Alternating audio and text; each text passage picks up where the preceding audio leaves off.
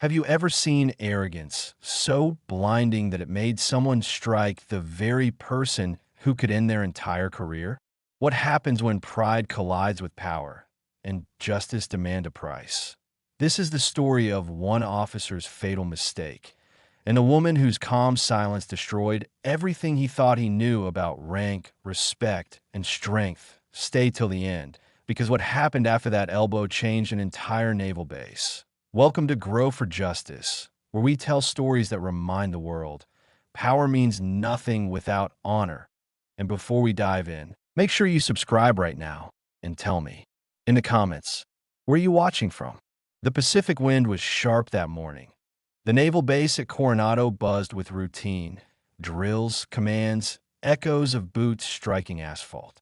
But under the clean order of military life, something ugly brewed. Something that would soon expose the difference between leadership and ego. Commander Brett Mason had built his reputation on intimidation. Tough, ambitious, and untouchable.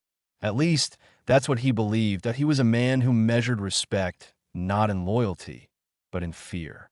Every officer under him knew better than to speak back. Except one. And she was about to end his reign without saying a word. Admiral Elena Vasquez had returned to the base after a year-long classified deployment in the South China Sea. Few knew the details of her mission, but whispers floated through the ranks. She commanded 3 fleets without losing a single vessel. She saved lives when everyone else was ready to surrender. To the men under her, she was a legend. To Brett Mason, she was a threat. The tension began on her first morning back in the officer's mess. Vasquez walked in. Crisp uniform, silver insignia gleaming, the kind of presence that demanded respect without a sound. Mason didn't stand when she entered. He didn't salute. He smirked instead.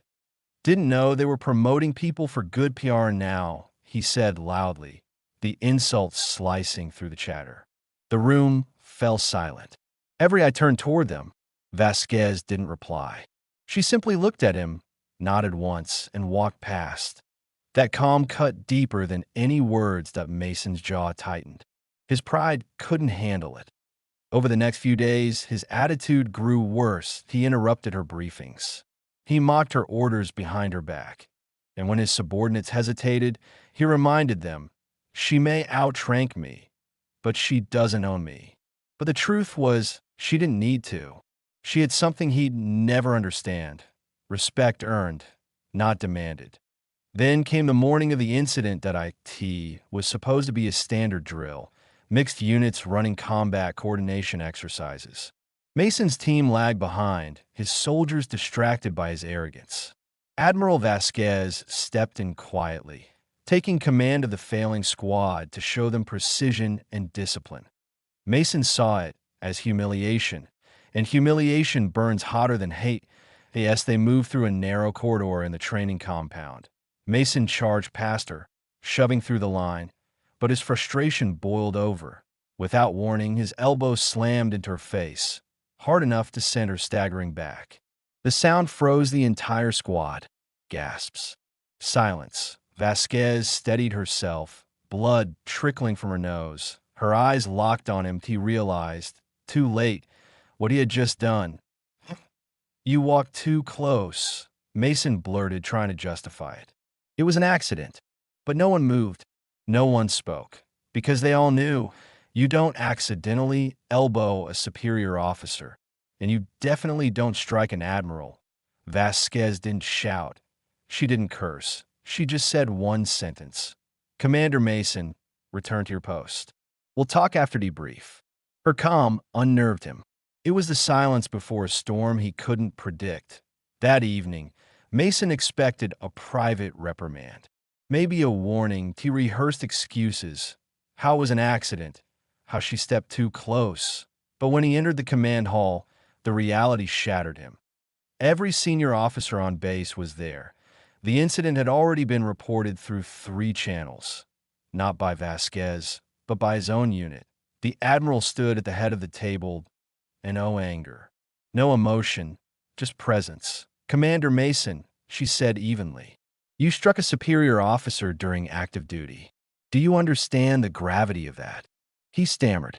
It wasn't, I didn't mean, you meant enough, she said. Then, turning to the others, she spoke not about the elbow, but about leadership. Discipline, she began, isn't about who can shout the loudest or strike the hardest. It's about who stands calmest when disrespected, and who still chooses what's right when pride begs them not to. Her voice was steady, but every word hit harder than any punishment. Some men believe respect comes from fear, she continued. But true command is earned by character. And if we fail to uphold that, we lose the very core of our duty. The room was silent. Then she said, Commander Mason, you're relieved of command, effective immediately. His world collapsed. His pride turned to dust. He opened his mouth, but she raised a hand. This isn't revenge, she said quietly. It's consequence. Within 48 hours, an official investigation stripped Mason of rank and reassigned him to auxiliary duties under direct supervision. The message spread through the base like wildfire. Every soldier, every recruit learned the same lesson. Respect isn't optional. It's the foundation that holds every command together. But that wasn't the end point. 2 weeks later, something unexpected happened. During a storm rescue operation off the coast, a vessel went down, and Mason, the man everyone now looked down upon, found himself leading a small recovery team. The seas were brutal, the waves merciless. But something shifted inside him that night.